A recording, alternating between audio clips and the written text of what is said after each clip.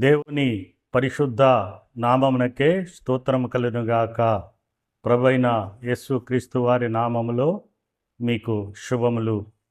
ఈరోజు పరిశుద్ధ గ్రంథములో మత్తయి సువార్తలోని 5వ అధ్యాయములోని 3వ వచనాన్ని మనం ధ్యానం చేద్దాం. ఆత్మ విషయమై దీనులైన వారు ధన్యులు, పరలోక రాజ్యము వారిది. విశ్వాసులో దేవుడు కోరుకుంటున్నది ఏమిటి అని అంటే, ఇదే దేవుడు మన నుండి కోరుకుంటున్నాడు. ప్రతి విశ్వాసిలోనూ ఆత్మీయ దీనత్వము కలిగి ఉండాలని ప్రభువు కోరుకుంటున్నాడు. వారికి పరలోక రాజ్యము బహుమానముగా ఆయన ఇవ్వనై ఉన్నాడు. ఆత్మ విషయమై దీనులైన వారిదే పరలోక రాజ్యము. మరి దేవుడు ఎంతో గొప్పవాడు. ఆయన తన అద్వితీయమైన అసమానమైన సర్వశక్తి మహిమ ప్రభావాలను కలిగి ఉన్నవానిగా ఆయన ఉన్నాడు. సర్వోన్నతుడైన దేవునిగా, మహోన్నతుడైన దేవునిగా, అత్యున్నతమైన సింహాసనమందు ఆసీనుడైన వానిగా, పరిశుద్ధినిగా దేవుడు ఉన్నాడు. నిత్య నివాసిగా ఆయన ఉన్నాడు. ఆయన యెషయా గ్రంథము 57వ అధ్యాయము 15వ వచనములో ఈ రీతిగా సెలవిచ్చుచున్నాడు. యెషయా గ్రంథము 57వ అధ్యాయము 15వ వచనాన్ని మనం చదువుకుందాం. మహాఘనుడును, మహోన్నతుడును, పరిశుద్ధుడును, నిత్య నివాసియునైన వాడు ఇలాగు సెలవిచ్చుచున్నాడు. నేను మహోన్నతమైన పరిశుద్ధ స్థలములలో నివసించు వాడను. ఆయనను వినయము గల వారి ప్రాణము ఉజ్జీవింప చేయుటకును, నలిగిన వారి ప్రాణము ఉజ్జీవింప చేయుటకును, వినయము గల వారి యొద్దను, దీన మనస్సు గల వారి యొద్దను నివసించుచున్నాను. ఆ గొప్ప దేవుడు వినయ మనస్సు గలవారి యొద్ద, దీన మనస్సు గలవారి యొద్ద నివాసము చేయుచున్నాడని ఆయన సెలవిచ్చుచున్నాడు. అంటే ఈ భూమి మీద ఆయన నివసించే స్థలములు ఏమిటి అని మనం వాక్యం ద్వారా తెలుసుకోవాలంటే, వినయ మనస్సు గల వారి యొద్దను, దీన మనస్సు గల వారి యొద్దను ఆయన నివసిస్తాడు. మరి మనం వినయ మనస్సు గలవారంగా, దీన మనస్సు గలవారంగా అంటే దీనులముగా ఉండాలని ప్రభువు కోరుకుంటున్నాడు. నేను సాత్వికుడను, దీన మనస్సు గలవాడను, నా కాడి ఎత్తుకొని నా యొద్ద నేర్చుకొనిడి అని ప్రభువు 11వ అధ్యాయములో సెలవిచ్చారు. మరి ఈ లోకంలో మానవులు హెచ్చించుకునే స్వభావము కలిగిన వారిగా ఉండుట మనం చూస్తాం. వారు వ్యక్తిగతమైన స్వేచ్ఛను కోరుకునేవారిగా, వేరొకరి క్రింద తగ్గించుకొని ఉండుటకు వారు ఒప్పుకునేవారిగా ఉండరు. ఈ పరిశుద్ధ గ్రంథములోని కొలస్సీలకు రాసిన పత్రిక 2వ అధ్యాయము 18వ వచనంలో కూడా నకిలీ దీనత్వాన్ని గురించి, నకిలీ వినయాన్ని గురించి దేవుని వాక్యం ఈ రీతిగా సెలవిస్తూ ఉన్నది. కొలస్సీలకు వ్రాసిన పత్రిక 2వ అధ్యాయము 18వ వచనంలో నకిలీ వినయాన్ని గురించి రాయబడింది. కొంతమంది విశ్వాసులలో ఆ నిఖిలి వినయం ఉండే అవకాశం ఉంటుంది. మరి ఆ వచనాన్ని నేను చదువుతున్నాను. అతి వినయాశక్తుడై దేవదూతారాధనయందు ఇచ్చగలిగి తాను చూచిన వాటిని గూర్చి గొప్పగా చెప్పుకొనుచు శరీర సంబంధమైన మనస్సు వలన ఓరక ఉప్పొంగుచు శిరస్సును హత్తుకొనని వాడెవడును మీ బహుమానమును అపహరింపనీయకుడి. అంటే నకిలీ వినయం, అతి వినయం. అతి వినయం అనేది ఎవరికీ కూడా మంచిది కాదు. వాక్య ప్రకారమైనటువంటి వినయం ఎలా ఉంటుందంటే, వారికున్న వినయ మనస్సును బట్టి దేవుణ్ణి కలిగి ఉంటారు. దేవునికి ఇష్టలుగా ఎలా వారు జీవించాలో తెలుసుకునేవారై ఉంటారు. అయితే కొంతమంది అతి వినయాశక్తులై దేవదూతారాధన యందు ఆసక్తి కలిగిన వారై ఉంటారంట. అటువంటి వారు మీ బహుమానం మీకు దక్కకుండా మీ బహుమానానికి, మీ దేవునికి మిమ్మల్ని దూరం చేస్తారేమో, జాగ్రత్తగా ఉండండి అని పౌలు ఇక్కడ హెచ్చరిస్తూ ఉన్నాడు. మనకు ఈ దీనత్వం విషయంలో ఒక మాదిరి ప్రభు అయిన యేసుక్రీస్తు వారే. అది ఫిలిప్పీలకు రాసిన పత్రిక 2వ అధ్యాయము 8వ వచనంలో మనం చూస్తాం. ఫిలిప్పీలకు రాసిన పత్రిక 2వ అధ్యాయము 8వ వచనాన్ని నేను చదువుతున్నాను. అక్కడ 5వ వచనం నుండి మనం యేసు ప్రభువారి యొక్క వినయ మనస్సును, దీన మనస్సును, దీనత్వాన్ని చూడగలుగుతాం. ఇప్పుడు 8వ వచనాన్ని నేను చదువుతున్నాను.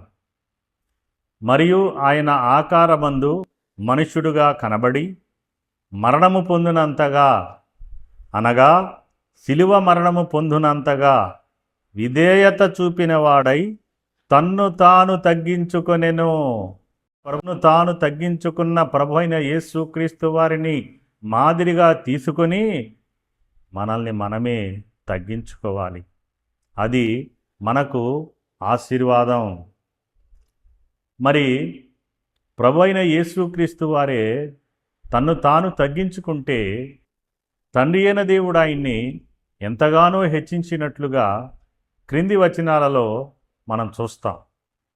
మనల్ని మనమే తగ్గించుకొని దీన మనస్సు కలిగి దేవుణ్ణి కలిగి ఉన్న వారముగా మనం జీవించాలని ప్రభు పేరిట నేను మీకు మనవి చేస్తూ ఉన్నాను.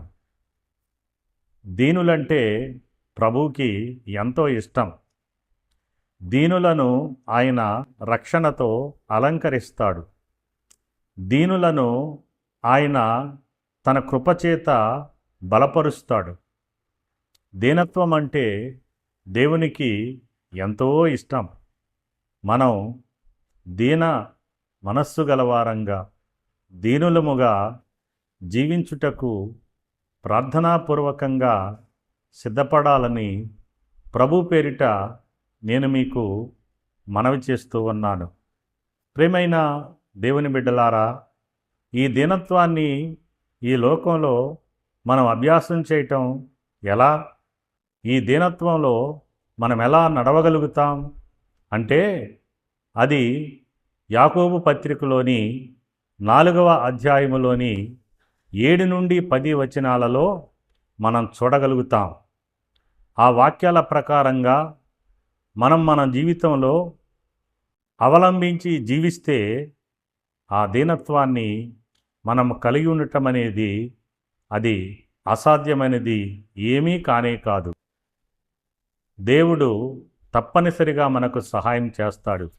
పరిశుద్ధాత్మ దేవుడు మనల్ని దీనులుగా ఈ రక్షణ మార్గములో ఈ లోకములో చక్కగా నడిపిస్తాడు.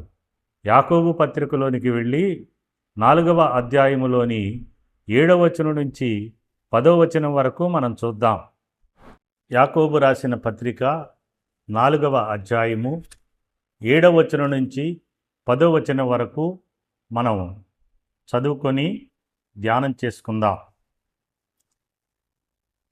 7వ వచనం, కాబట్టి దేవునికి లోబడియుండుడి, అపవాదిని ఎదిరించుడి, అప్పుడు వాడు మీ యొద్ద నుండి పారిపోవును.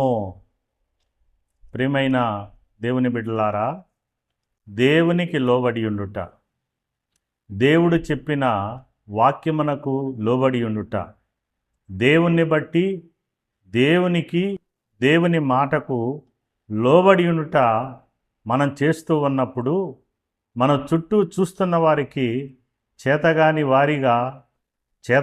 వానిగా మనం కనబడవచ్చునేమో, కానీ దాని ద్వారా మనం దేవునికి కావలసిన ఆ దీనత్వాన్ని కలిగి ఉండగలుగుతామని మనం తెలుసుకోవాలి.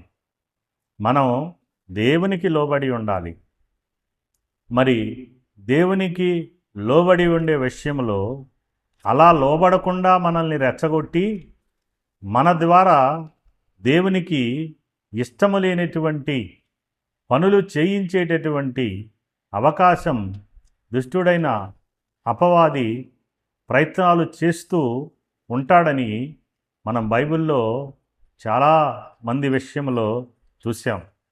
అందుకే మనం దేవునికి లోబడి ఉన్నప్పుడు, మనం వాడిని ఎదిరించినప్పుడు వాడు మన యుద్ధ నుండి పారిపోతాడు, మనల్ని ఏమీ చేయలేడు. 8వ వచనం, దేవుని యుద్ధకు రండి, అప్పుడు ఆయన మీ యుద్ధకు వచ్చును. పాపులారా, మీ చేతులను శుభ్రపరచుకునుడి, ద్విమనస్కులారా, మీ హృదయములను పరిశుద్ధ పరచుకొనుడి.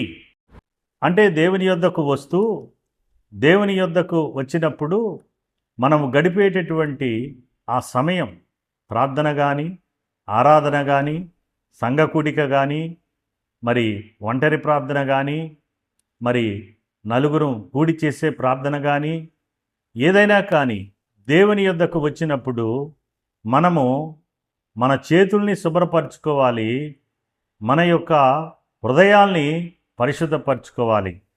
చేతులను శుభ్రం చేసుకోవాలి, హృదయాలను పరిశుద్ధపరచుకోవాలి. మనం కూడినప్పుడల్లా తన వాక్యమనే ఉదకము చేత స్నానము చేయించి ఆ రీతిగా ప్రభువు మనల్ని శుభ్రం చేసి పవిత్రపరుస్తారని దేవుని వాక్యం సెలవిస్తూ ఉన్నది.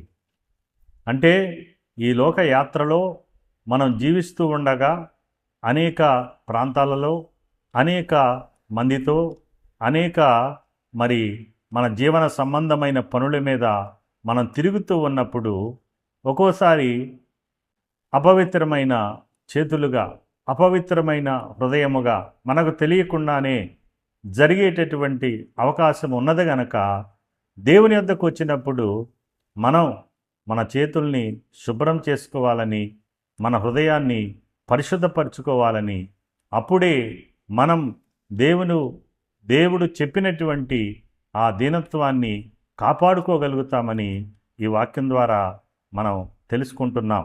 తరువాత 9వ వచనం, వ్యాకులపడుడి, దుఃఖపడుడి, ఏడువుడి, మీ నవ్వు దుఃఖమునకును మీ ఆనందము చింతకును మార్చుకొనుడి.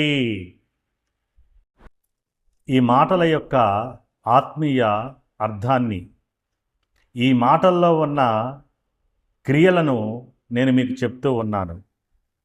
మనం మన హృదయాన్ని నలుగగొట్టుకోవాలి, విరగొట్టుకోవాలి. విరిగి నలిగిన హృదయమే దేవునికి ఇష్టమైనటువంటి బలి. మనం ఎప్పుడు సుఖ భోగములయందు ప్రవర్తించే వారంగా, మనం హెచ్చింపుని కోరుకుంటూ సుఖభోగాలయందు ఆసక్తి కలిగి ఉండేవారముగా ఉండకూడదు. మనం దేవుని సన్నిధిలో మన ప్రతి పరిస్థితిని పరిశీలన చేసుకుంటూ మన హృదయాన్ని నలగొట్టుకొని విరగ్గొట్టుకొని దేవునికి ఇంకా దీనులముగా తలవంచేవారముగా ఉండాలని ఈ వాక్య భాగం ద్వారా మనం తెలుసుకోగలుగుతున్నాం. మరి విరి నలిగిన హృదయమే దేవునికి ఇష్టమైన బలి గనుక ఇలాగ ఉండుట మనకెంతో అవసరం.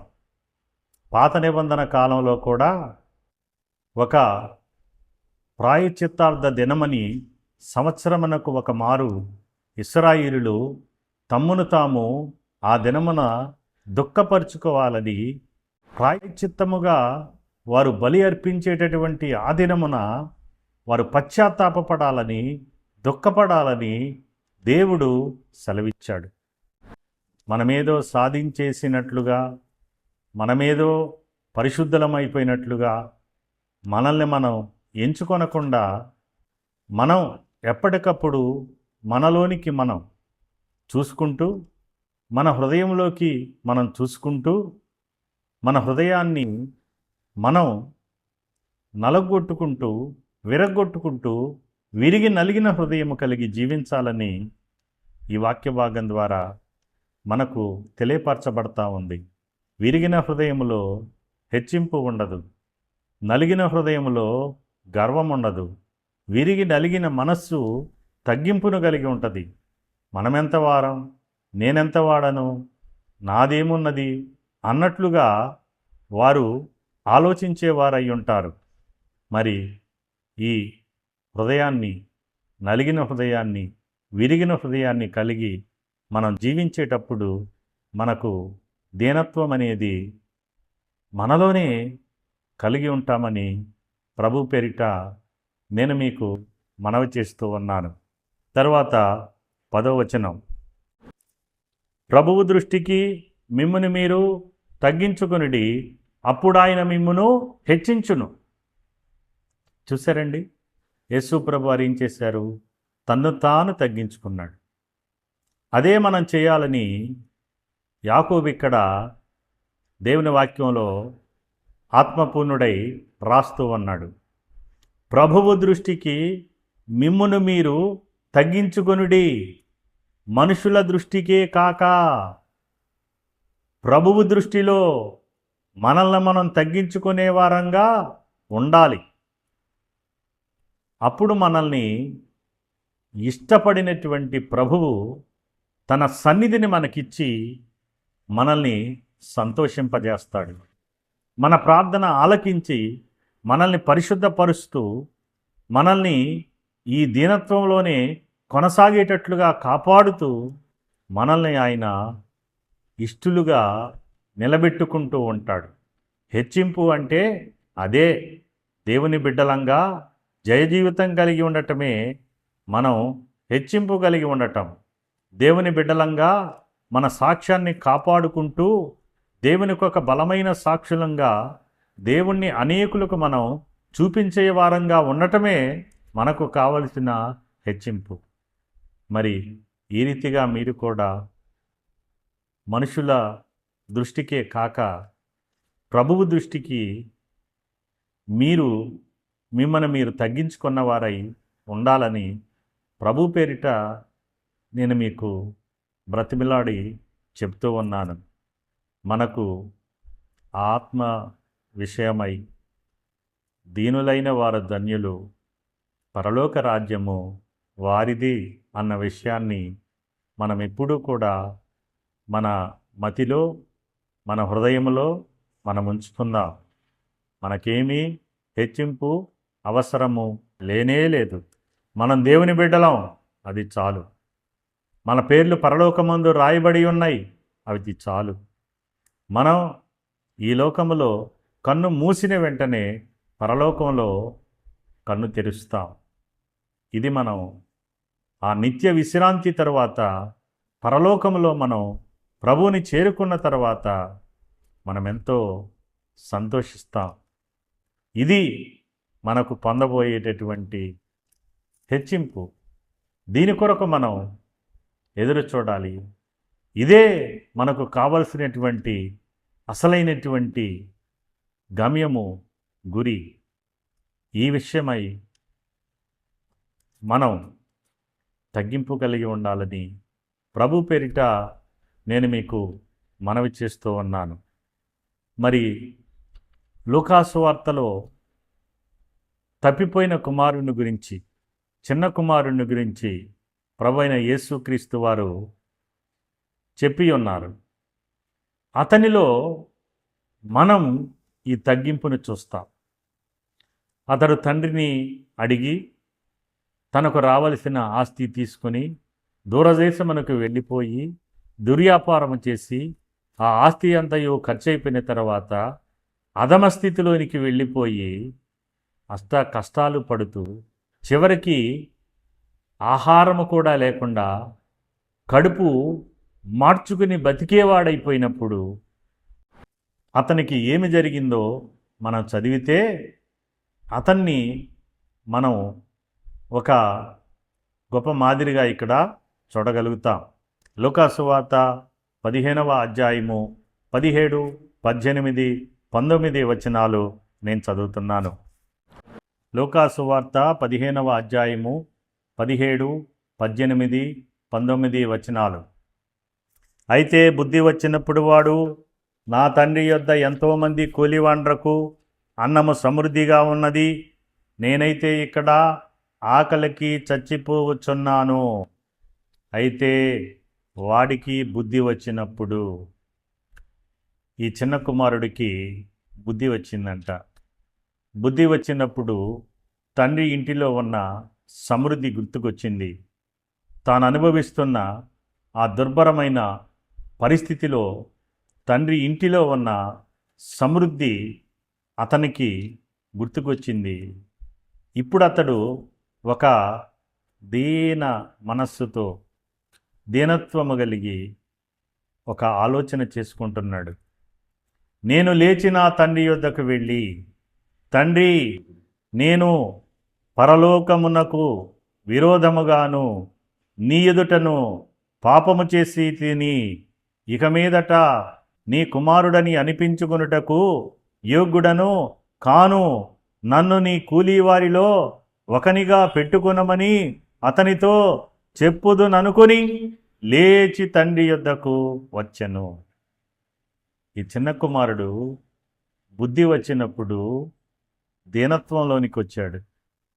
నేను లేచి నా తండ్రి యొద్దకు వెళతా, నా తండ్రితో నేనేం చెప్తానంటే, తండ్రి, పరలోకమునకును నీకును విరోధముగా నేను పాపము చేశాను.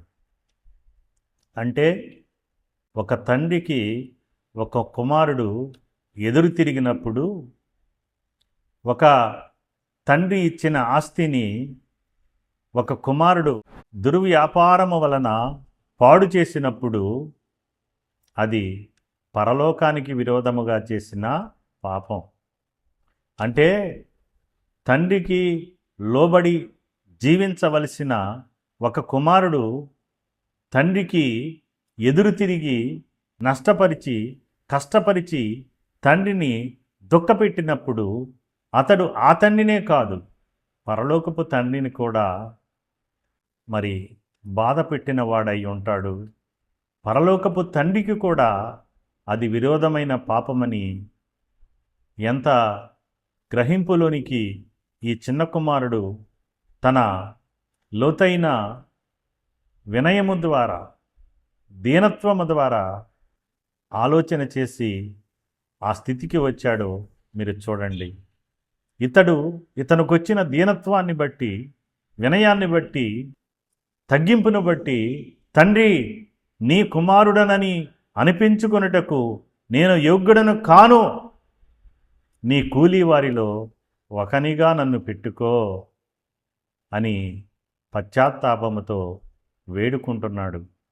ప్రియమైన దేవుని బిడ్డలారా, హెచ్చించుకునే స్వభావం ఎక్కడెక్కడో ఎక్కి కూర్చోవాలని అనుకునేటట్లుగా చేస్తుంది.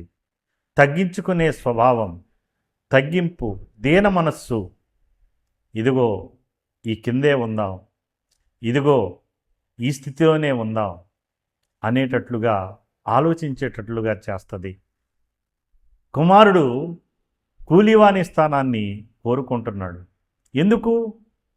తాను చేసిన ఆ అవిధేయత పనుల్ని బట్టి, తాను చేసిన పాపమును బట్టి, తాను చేసినటువంటి తండ్రికి విరోధమైనటువంటి జీవించిన జీవితాన్ని బట్టి అతడు దీనుడైపోయాడు. తండ్రి ఎదుట విధేయులుగా మారిపోయాడు. తండ్రి ఎదుట విధేయునిగా మారిపోయి తండ్రిని ప్రాధేయపడుతున్నాడు. కుమారుని స్థానం వద్దు, నాకు కూలీవాని స్థానం ఇవ్వు అని వేడుకుంటున్నాడు. అయితే తండ్రి కూలివాని స్థానం ఇవ్వలేదు, కానీ తిరిగి అతనికి తన కుమారుని స్థానాన్ని ఇచ్చాడు. ఎందుకంటే ఇతడు తప్పిపోయాడు, నాకిప్పుడు దొరికాడు. అంటే తమను తాము హెచ్చించుకునేవారు తప్పిపోతారు. ఇతడు చనిపోయి తిరిగి బ్రతికాడు. అవును, గర్వముతో హెచ్చింపుతో జీవించేవారు వారు ఆత్మీయముగా చనిపోయిన స్థితిలోనికి వెళ్ళిపోతూ ఉంటారు. మనం అలాగున ఉండకూడదండి. ప్రభు పేరిట ఈ మధ్యాహ్న కాల సమయంలో మీరు దేవునికి ఇష్టలుగా, దేవుడు మీ యొద్ద నివసించగలిగిన ఆ స్థితి కలిగిన వారై జీవించాలని ప్రభు పేరిట నేను మీకు మనవి చేస్తూ ఉన్నాను. ఈ తప్పిపోయిన కుమారునికి తండ్రి చక్కగా ప్రశస్త వస్త్రాన్ని తీసుకొచ్చి తొడిగించాడు, మరి చెప్పులు తొడిగించాడు. అతనికి మరి నూనెతో తలాంటి అతని కొరకు ఒక గొప్ప విందు చేశాడు. ఆ ఇంటి వారందరూ సంతోషపడసాగిరి అని రాయబడింది. ప్రియమైన దేవుని బిడ్డలారా, ఈ మధ్యాహ్న కాల సమయంలో ప్రభు అయిన యేసుక్రీస్తు వారు ఒక దీన మనస్సు కలిగి తన్ను తాను తగ్గించుకొని ఈ లోకములో జీవించినప్పుడు మనకు రక్షణ వచ్చింది. మనం కూడా ఆయనను మాదిరిగా తీసుకొని మన ప్రియ ప్రభువు వలె తగ్గింపు కలిగి జీవించినప్పుడు దేవునికి ఇష్టలంగా ఉంటాం. ఈ లోకములో ఉన్నంతకాలం దేవుడు మన దగ్గర నివాసం చేస్తాడు. తదుపరి ఆయన పరలోక రాజ్యానికి మనల్ని చేర్చుకుంటాడు. ఈ రీతిగా దీనత్వం కలిగి మీరు జీవించాలని నేను మిమ్మల్ని ప్రభు పేరిట బతిమాలుకుంటున్నాను. దేవుడు మిమ్మల్ని దీవించునుగాక. ఆమేన్.